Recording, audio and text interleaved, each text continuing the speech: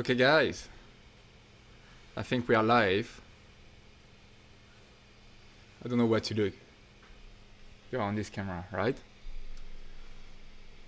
What if I have this here? Let's be organized.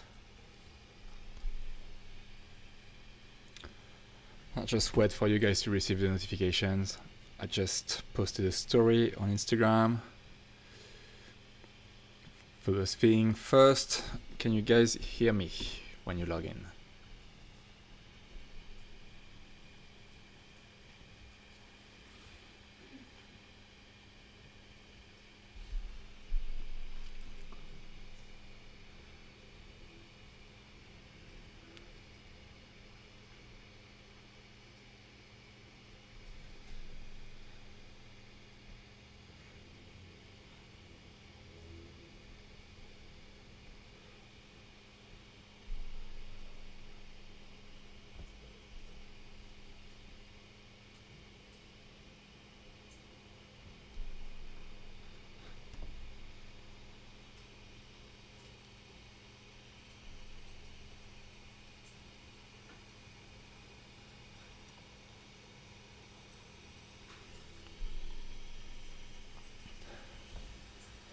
Audio test, 1, 2.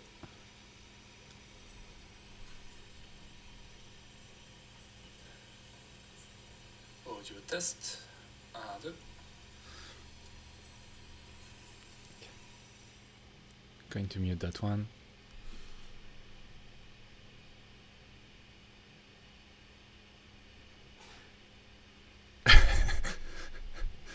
Got Emma with the first on the stream. Yes.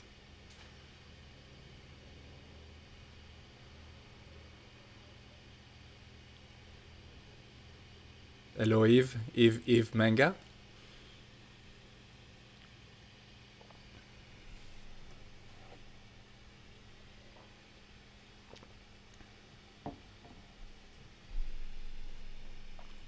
So let's see if I swap cameras.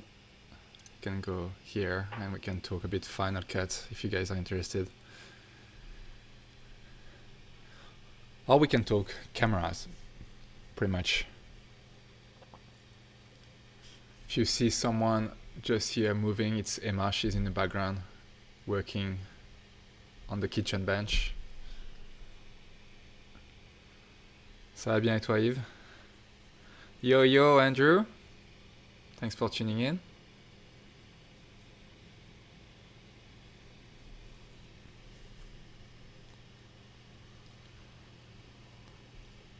I'm on Final Cut right now. I know, Andrew, you're not editing on Final Cut, are you? Yeah. It's weird. Hold on.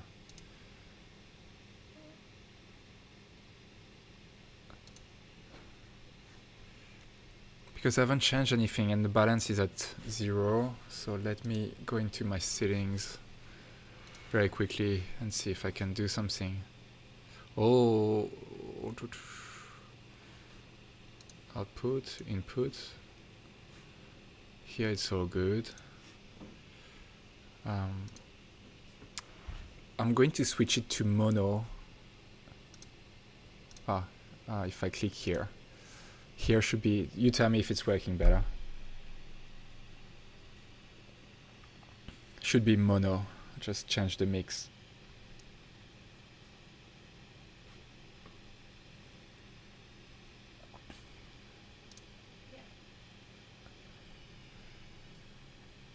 I use Final Cut. I use Final Cut pretty much 99% of the time. I do know how to use Premiere and DaVinci.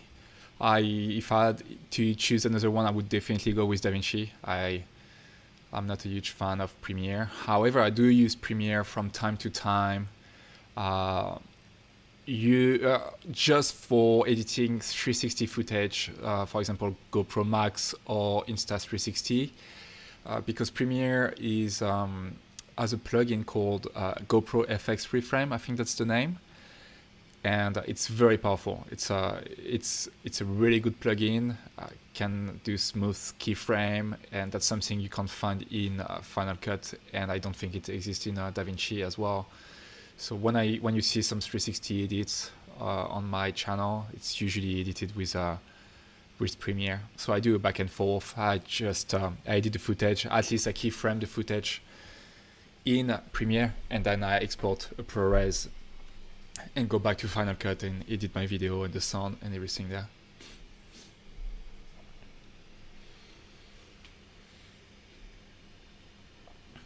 For everyone joining, thank you.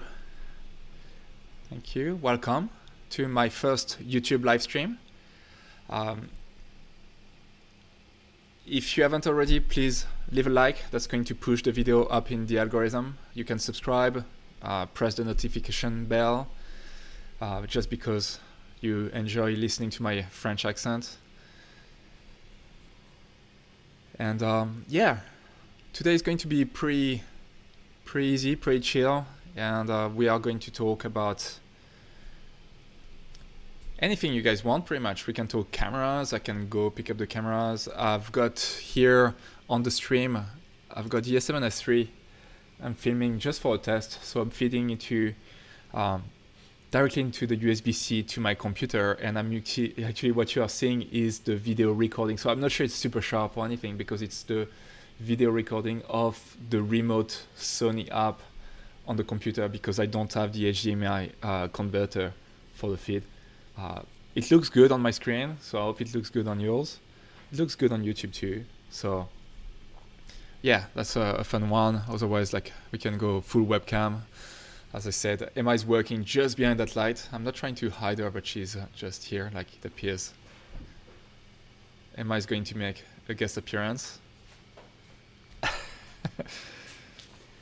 Hello. So what's very funny is Emma is actually editing videos. She's been editing all week, and the past 2 weeks pretty much, doing Yoga Ventures online studio. Because I don't know if you guys know, in Queensland we are in lockdown, so we can't, we have no gyms, no yoga studio open. We are stuck inside. And Emma is trying to run a business. So my first question is, how do I help the lighting on the online studio videos? Actually, it would be interesting to show. If you go on Yoga Ventures, you'll see, like, Yoga Ventures, it's a very good question from a filmmaking point of view. Yoga Ventures has those big blinds at the back, and where the light and the sun comes. So it's super, super pretty. Emma uses that as a background, but what's happening is, because the backlight is so harsh, when you've got someone doing yoga in front, the subject is underexposed. So it's very, very hard. And Emma is very, very specific about the skin tones, and she wants the perfect lighting on someone. And I'm trying to explain to her that she needs a lot of lighting equipment to actually be able to expose the subject properly and control the light in the room and have nice colors and nice skin tones. But yeah. So what's your fix? Aside from a $10,000 lighting kit. I told her to buy like up to like, yeah. So I'm using, when I film with Emma, I'm using an Aperture Nova 300 P300C, I think that's the name. I'm using it at full blast with a softbox. I've got the 120D with the big it's the small Aperture. It's a mini dome from Aperture, but I'm using the big dome when I'm filming with Emma. So I've got the Nova on one side and the Aperture on the other side, and I'm using an LED panel at the back as well to have a nice air light. But even that's not always enough. And Emma doesn't have $10,000 to spend for you for an online studio yet. But yeah, if you have any idea how to create some very bright lights with a very bright background, just pop them in the comments below. Emma is watching the live, so she's going to answer and read your comments as well. Thanks, Emma.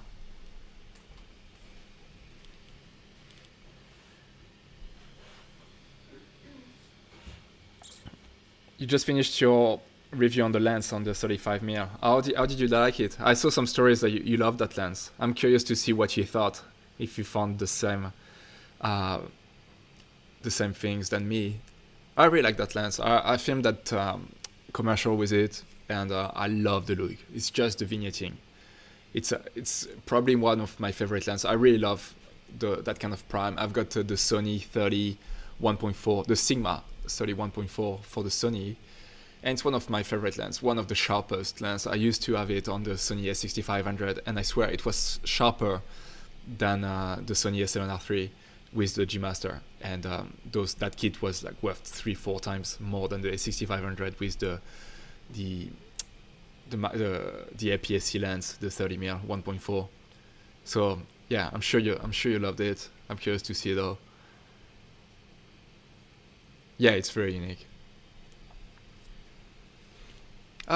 Question from Motivational Boost: how often do you use AWB? So I guess it's auto white balance, or do you ever?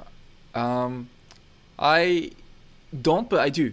So I wanted to make a video actually about that because I see a lot of people using auto white balance on their videos, and no, never use auto white balance on my videos.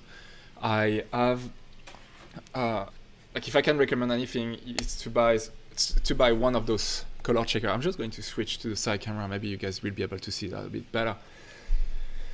And let me know in the comments if the audio is not that good. So that's a color checker. It's not cheap. It's the color checker video. I'll put a link. If you check my other videos, I've got links to that from X-Rite. So basically, it's like a book. Here you've got a gray card, and that's what I use for my white balance most of the time in controlled environment. Obviously, outside I'm a bit more. That 5,600 kelvins works most of the time in daylight. If it's sunset, you're going to go up to 6,000 kelvins maybe. And if you're in a very yellow environment, you want to bring down the kelvins to 3,000 eventually. But if you're doing interviews, I would recommend to get one of those. It works as well with a white sheet of paper. I've got a video on my YouTube about that. But basically, you point that at the camera, and on the Sonys, you can set the white balance based on this. See how it's non-reflective, no matter what angle I'm using. So it's pretty cool. I use it here in the studio when I do my videos. And on this one, I'm using it a lot more actually recently, because I didn't know how to use it before, I guess. And I really want to nail my exposure and make it easier. So I'm using that gray here, which is called the middle gray.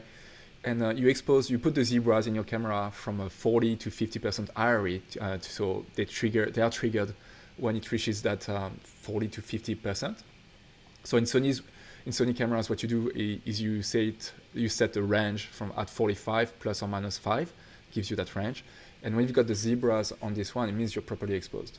On this camera right now, I'm properly overexposed, but it's a bit weird. If I turn off my light, it's a bit too dark on that side, and because of those LEDs here, my lighting is not perfect, but it's not my usual setup. I'm on the side, so I'll turn that on. But yeah, so no, not white balance, but I said I would sometimes use white balance.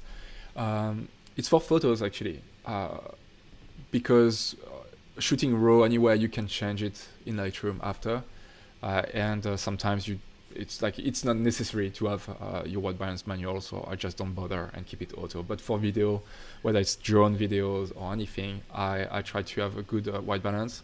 Obviously, shooting with the red, either the red Komodo or the red Gemini, I try to have roughly the good white balance, but I like having raw footage as well. The R3Ds gives you a chance to change that in post as well. So there is no such thing as auto white balance on the reds anyway. All right, keep them coming, even in French if you guys want. Can answer a few questions in French. I try to have that live stream for 45 minutes, let's say. So it's been 10 minutes, and yeah, ask any questions regarding video production, editing, video cameras, photography, lifestyle, life in Australia in lockdown, very funny, anything.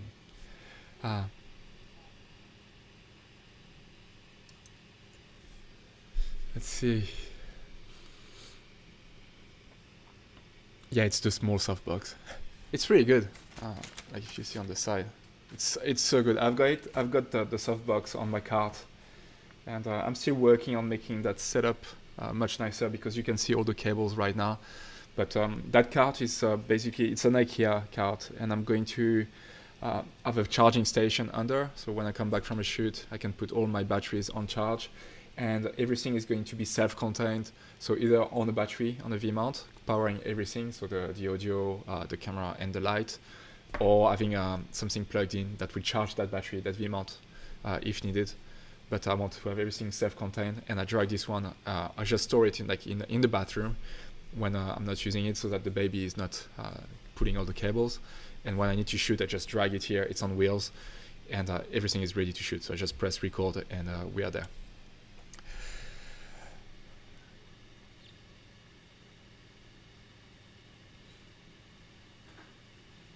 Ça marche, Yves. Je regarderai Dubaï.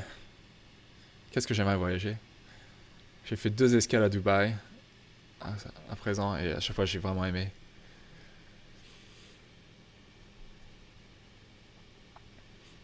Ever considered building a vintage lens kit? I'm going to grab one of my vintage lens. Just hold on a second.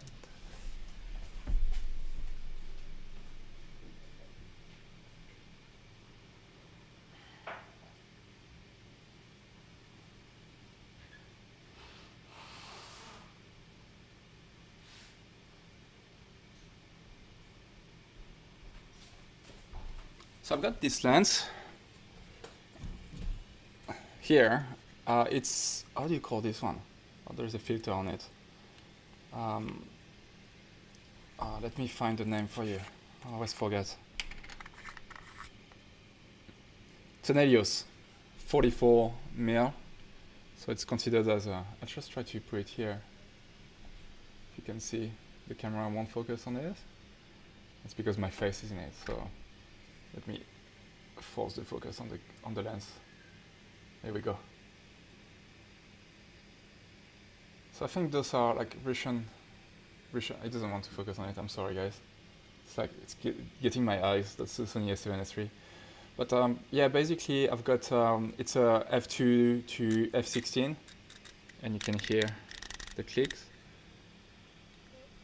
Can you guys see me? Hold on, just go live on this one.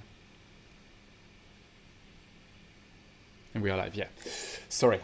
And yeah, and like a nice focusing ring. So that's one lens I got, and super cheap, less than 100 Australian dollars.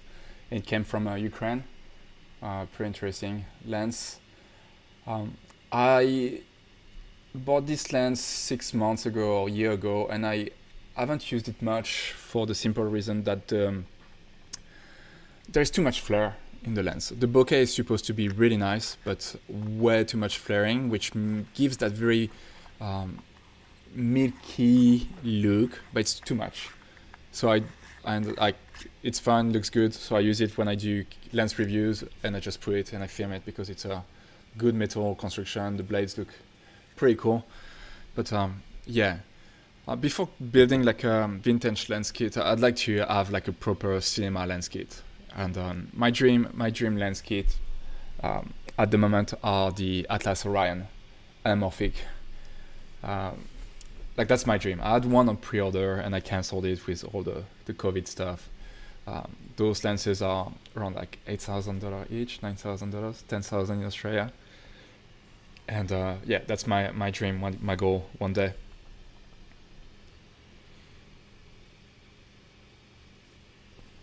Thanks very much, David. I'm a beast. Wow, I'm humbled.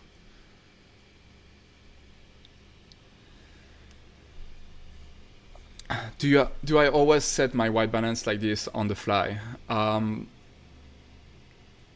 Yeah. So one thing with the Sony A7 III is with the 10-bit. The 10-bit is really powerful. It really gives. There's so much data to work with, and I was doing. I don't know if you've seen that video I've made comparing the Komodo and the A7S III. I was trying to show the power of the red footage, the R3D footage, and show that if you mess up the white balance in the Komodo, you can recover because you can change the white balance after in post. And I was trying to show that it was not possible with the A7S III. And then I took the A7S III and I messed up the white balance like some crazy values, like 2,500, I think that's the lowest you can go. So it was super blue. And I put it on the computer on the Final Cut, and I started color grading, trying to save the footage, and it actually worked, and it looked pretty good. So the S7S3 in 10-bit 4K 422 actually doesn't matter as much, because you can recover, like it won't make much difference to shoot at 5,000 or 6,000. So I just do it on the go and don't worry too much. It's only when I film interviews and I really have, like I have two cameras, I have the S3 on one side and I've got the R3 on the other side, which is an 8-bit camera, and I can't change the white balance as much, then I'll make sure to use my color checker and try to match the white balance before, because I know on the Sony A7R3, if I mess up the white balance, I won't have as much possibility to recover it.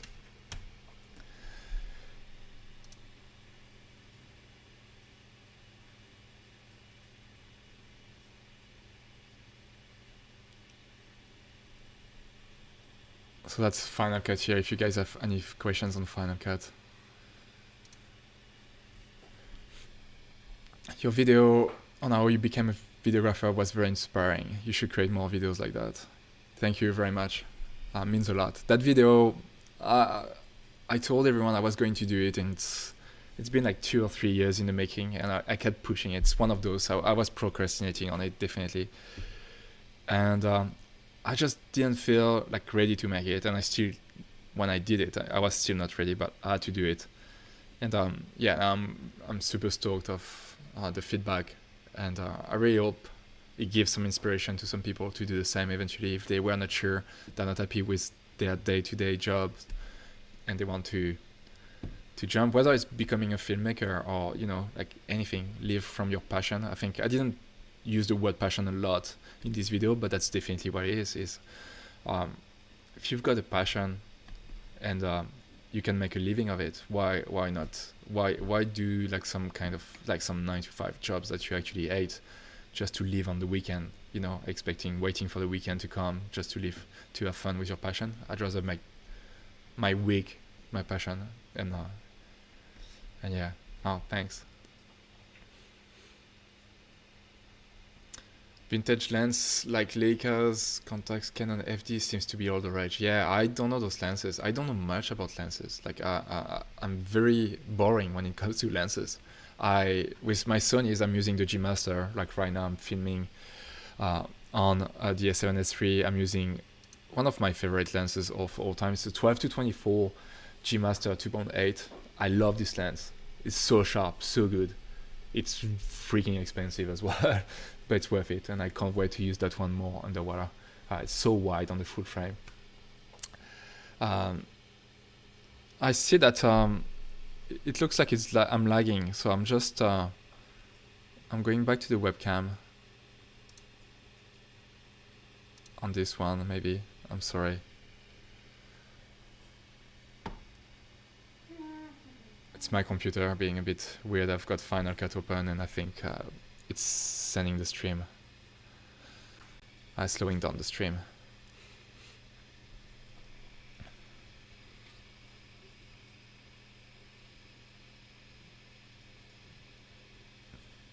Yeah, if you have questions about lenses, check out Andrew. Andrew is in the comments right now. He's got some knowledge, and he's tested quite a few. He shoots on Canon.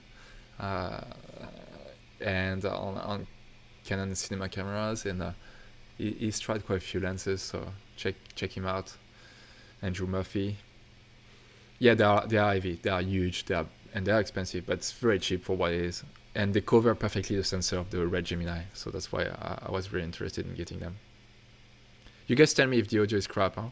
Because I see it on the video feed that it's jumping quite a lot. I might give a break to Final Cut. I'm just going to shut it down so that we save a bit of RAM. Come on, Final Cut.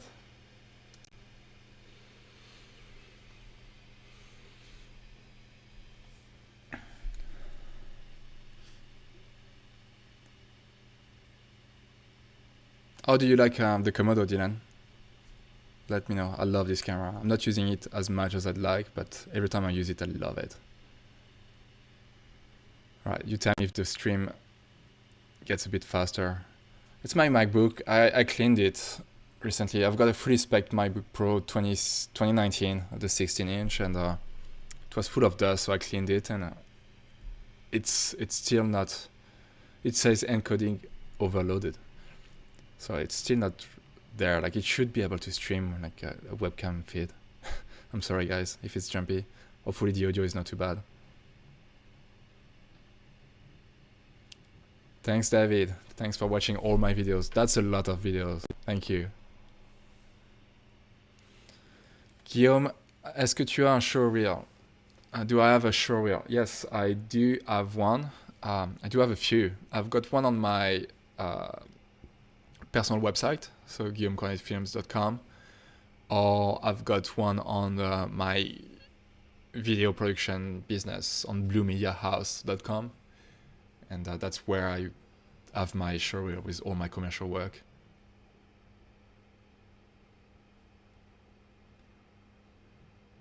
We are definitely missing frames. I'm so sorry guys, it's very jumpy.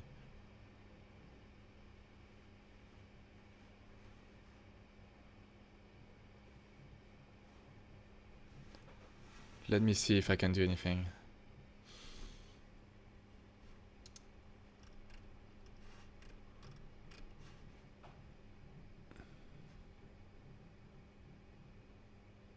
Let me know if you can hear me well. Emma, are you on my live? I muted you. Yeah, but is it jumpy or how is it? Let me know. I'm asking Emma. No? Is it good? Good audio? Okay. As long as the audio works.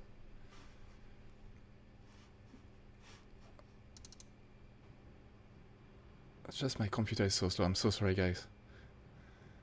JB. What's that? Jumped once. Okay. But a little bit. It's cutting out. It's going out a bit. It's okay. It says YouTube is not receiving enough video to maintain smooth streaming. As such, viewers will experience buffering. I'm so sorry, guys. I'm learning. First YouTube live.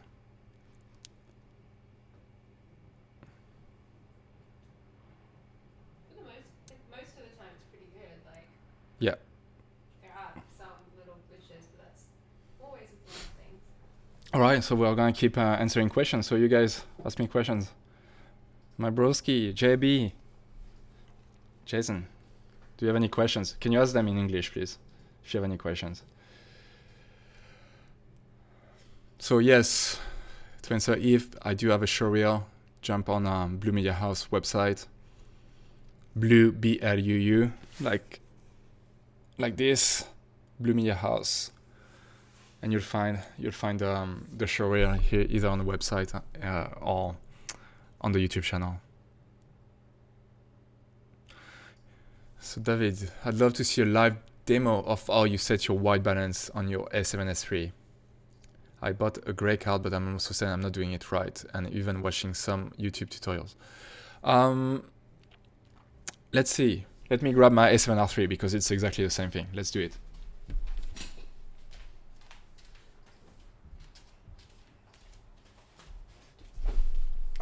I'm just going to switch to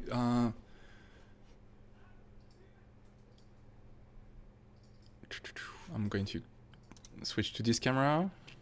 Yep.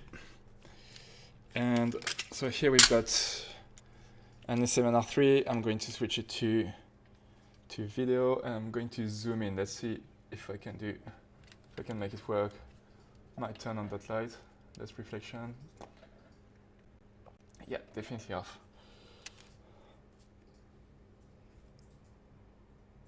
Tell me if it's good enough. Like I see on the screen, it looks very jumpy, so I'm not 100% sure. So for me, my white balance shortcut is on C2. It's my shortcut. But here at the bottom, you can you have those custom 1, custom 2, custom 3. So let's take custom 1, and no, sorry, my bad. At the bottom you've got set, so I'm on your preset mode, so it can't work. But let's say you go into aperture priority or video mode. Let's go into the video mode on the A7R3, which is like the A7R3. White balance. So at the bottom, if you go all the way down, I'm sorry if you can't see, really trying to. At the very bottom, you've got set, custom setup.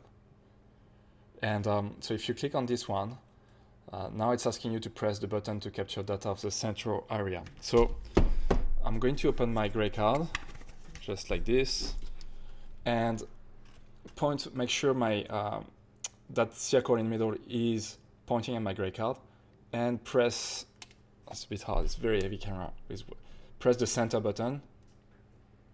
It's going to take a picture, and boom, your white balance is set. So here it's telling me very on the top, it's 3200 with G1, so it's green one, it's the tint here. And so if you press the middle button again, it's going to save it. And now I've got my white balance set for this. So it's the best way with the Sony camera directly. Let me know if that answers your question. I'm gonna come back to the main camera here, to my webcam. You'll see me in big.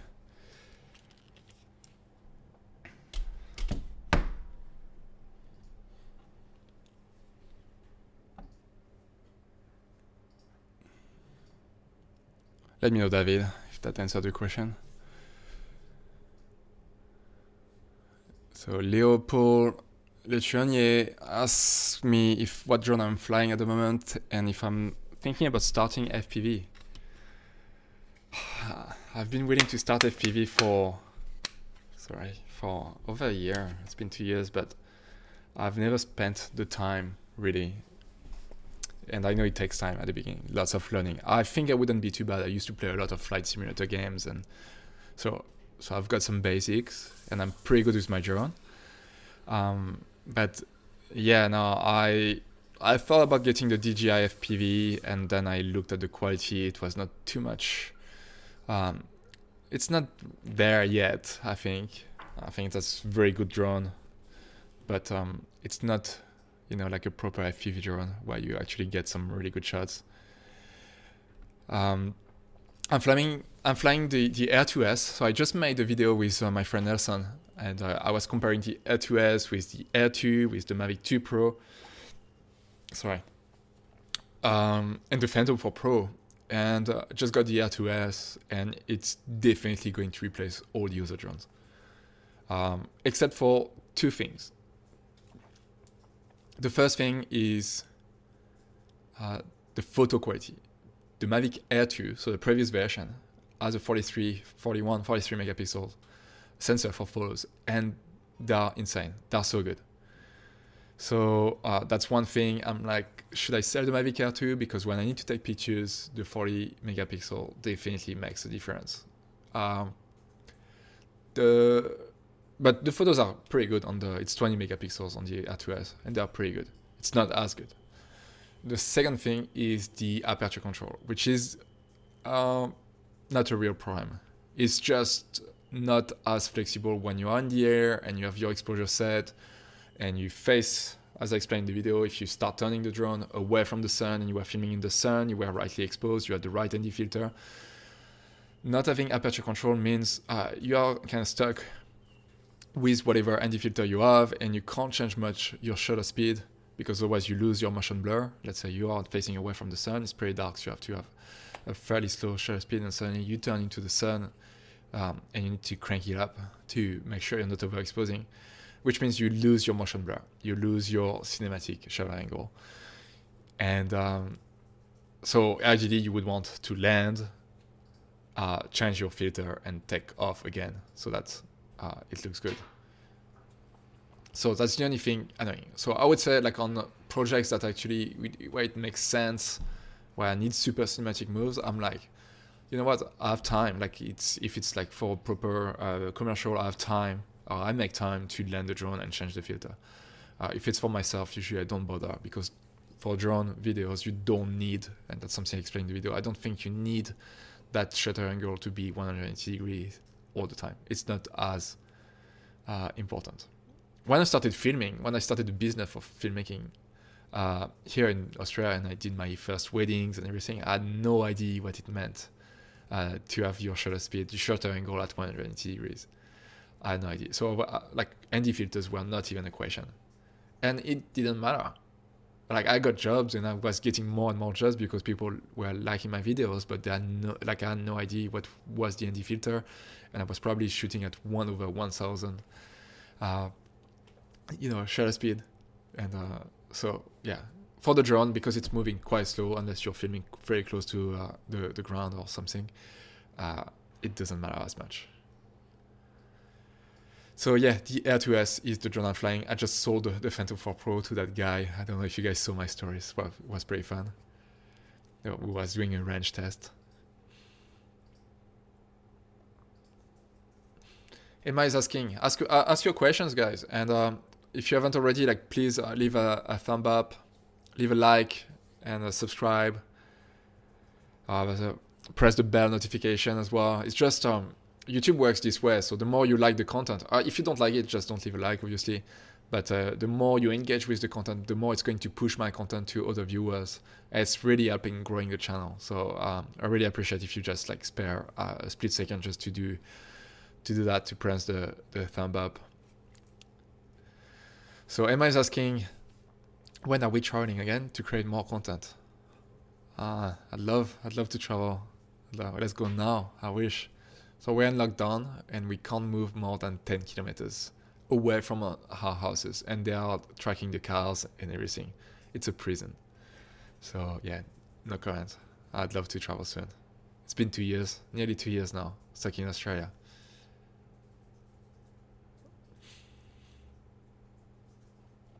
Yeah, Leo, is it working better with just the webcam? It looks a bit better. It looks a bit jumpy on the side, but apparently the audio still works not too bad.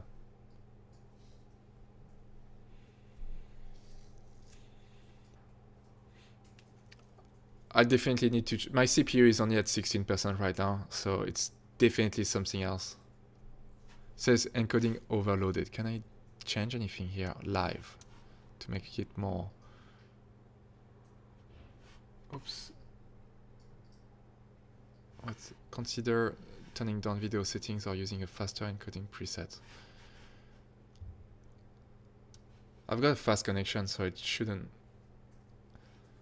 Sorry guys, if it's the first, it's my first YouTube live, so I'm still trying to figure out how everything works. I'm learning lots. Let's see if the webcam, can I change anything here? I have no idea if I can change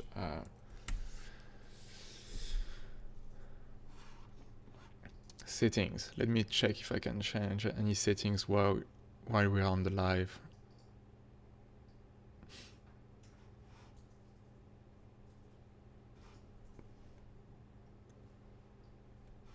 Stream output.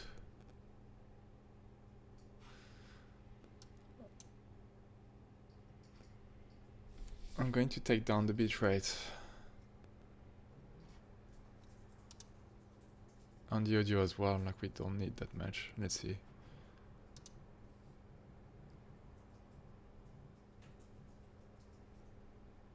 I'm using OBS,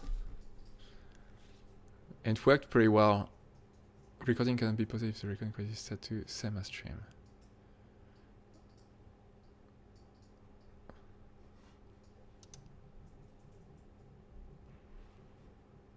I've got pretty fast connection, so, and my computer is not pumping anymore, so let's see. I press OK. Let's hope it's not turning off anything.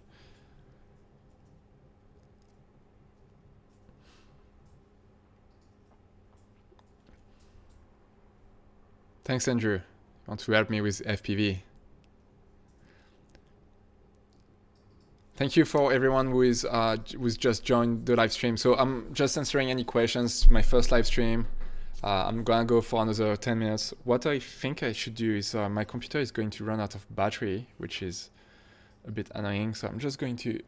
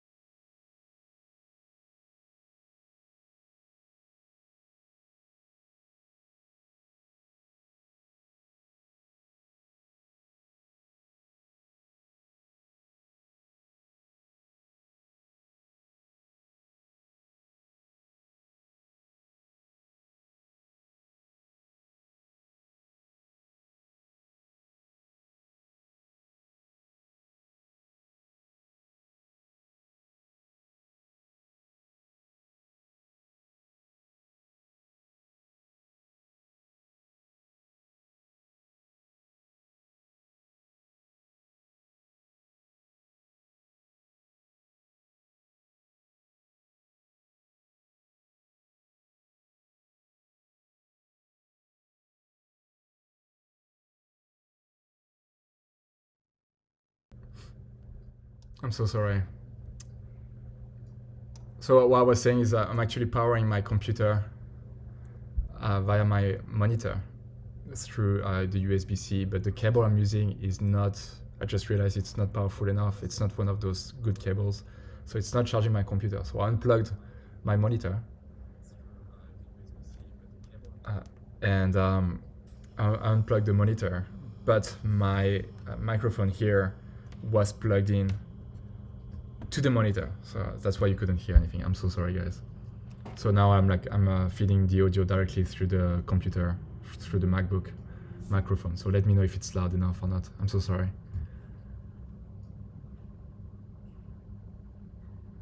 Yeah, Leo, that's true. All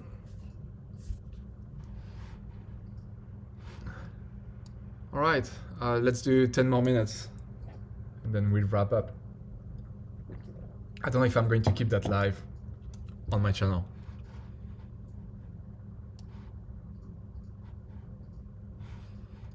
For everyone who just joined, thank you, welcome to my channel. It's my first live stream, so if you have any questions regarding camera equipment, Red cameras, Sony cameras, editing, I can do some demos, can be studio equipment, lighting equipment. I'm going to turn on that light so it looks fancy. Anything, let me know. So MBH Films is asking, where did you get your branded merchandise from? Is there a company that produces custom order for a reasonably good price? It's not cheap. It's not cheap, but they're pretty good. I use a company based in Brisbane, and there is one based around here as well. Yeah, so basically, I use the one based in Brisbane because it's super easy on their website to make the design and use your own logos and ask, and they've got a good selection of caps and t-shirts and hoodies, good quality ones.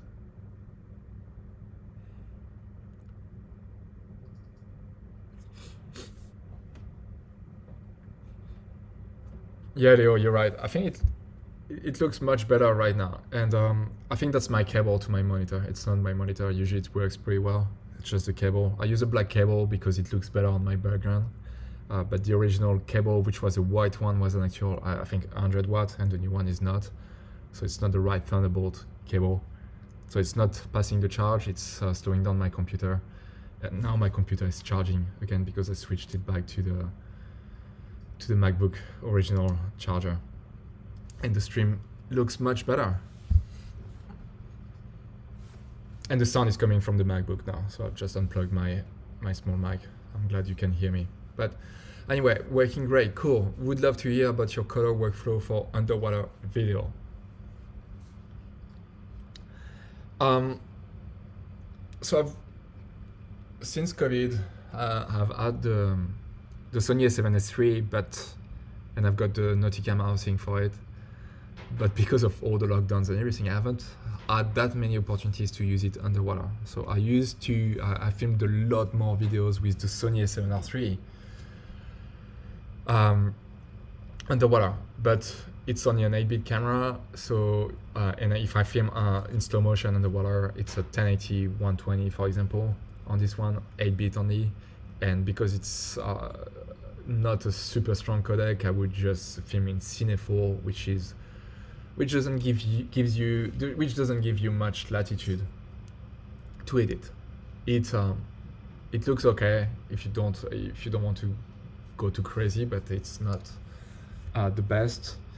The Sony A7S III, obviously, with if you want to shoot slow motion 4K 120, it can be pitch dark at the bottom, crank up the ISO.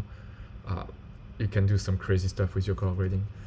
My process is my workflow. I could do a video, like if you're interested, if I have enough demand. I think it's not the first time. I could do a video about how I edit my underwater videos and how I do the colors, but because it's a bit trickier, you have to think when you're underwater, and the deeper you go, the darker it gets, and the more the red rays, so the red components of the color, are being filtered through the water.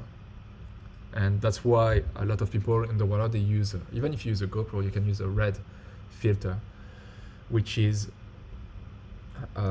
bringing back this color to your video. Obviously, if you've got a red or 10 bit camera, you can bring back this color in post much easier, much more easily. So I'd definitely do a tutorial about this on my channel.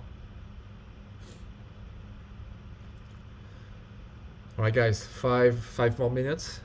So if you have any questions regarding filmmaking, YouTube, where the channel is going, camera equipment, business questions, could be how to find clients.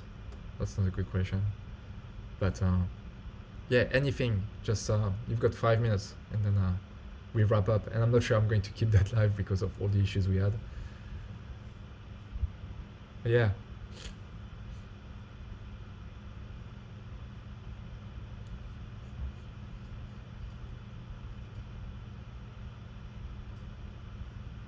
Keep the comments going.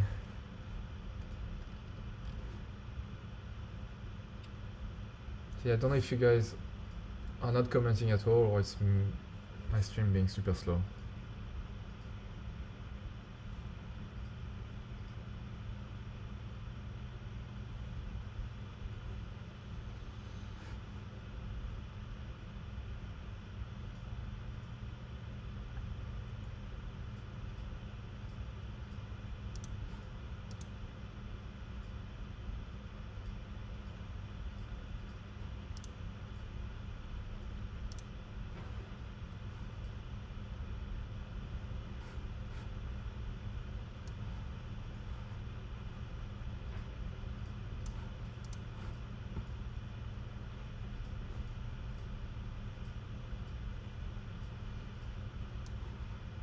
Is there anyone left? Should I go home? Should I stop the stream?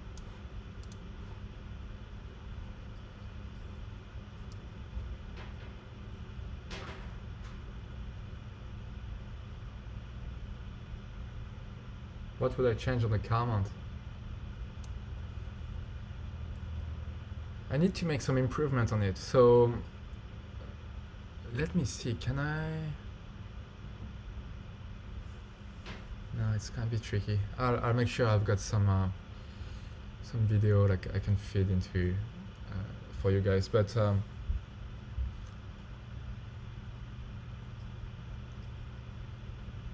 basically, yeah. So I built that car mount really off like a few YouTube videos and my understanding how it works. What would I change? At the moment, it's pretty good. It works very well. I could make it a bit better by cutting the plates because they're a bit sharp. But honestly, for how much I spent on it, there is not much. Maybe I would. Maybe the first thing I would do is get new suction cups. The one I got from Bunnings, they are pretty good. They are very strong, but they are very hard to lock on a slightly curved surface. So I usually put it on top of my car, which is a Sky roof, on the glass directly. And I sometimes struggle to have both suction cups at the bottom to be really flat on the surface and to lock. And especially when because the roof is curved, if you have one side fully locked, it's very hard to press the other side to lock the other side. So that's maybe get better suction cups. That would be one thing. Cut the edges so it's not as sharp and a bit more good looking. That's what it is now. But other than that, it works very well. I've been very impressed. I only messed up on that last video at night, filming with Andrew, and where I had one of my cables running from the fixed parts connected to the gimbal, and that the cable was pulling on the gimbal, which added some kind of balancing. That was not that good looking, but other than that, no, it's a great one. All right, I think we are going to wrap up. Another 2 minutes, last chance for a few questions. couple of questions. One question. Camera equipment, lenses. We covered some white balance stuff today. Cryptocurrencies. Are you guys into crypto?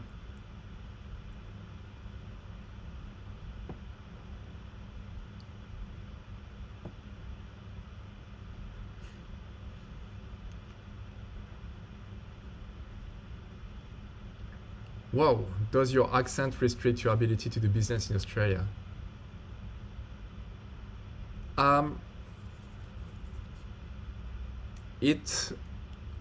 There was a time at the very beginning, my first 6 months in Australia, especially when I started traveling and go a bit further away from the cities, where like you talk to farmers and everything, where it was really hard to understand and do business and to work. I was working as a cowboy in a farm, and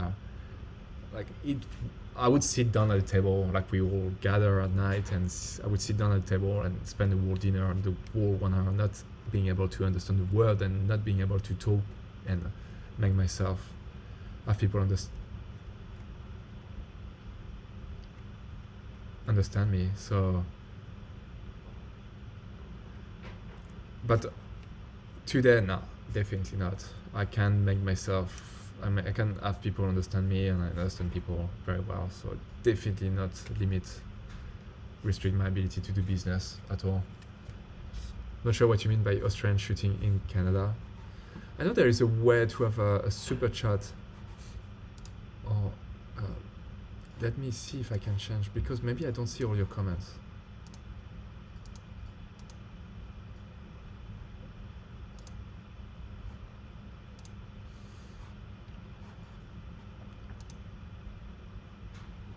It's a bit weird, I can't see all the functions here.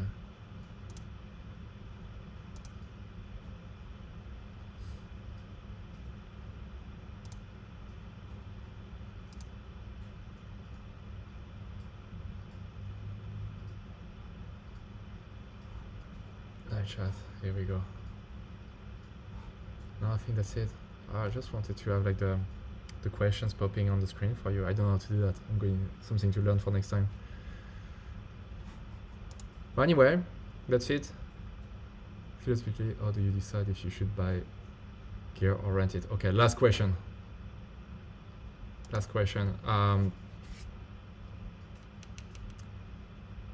It's a very good question, Michael.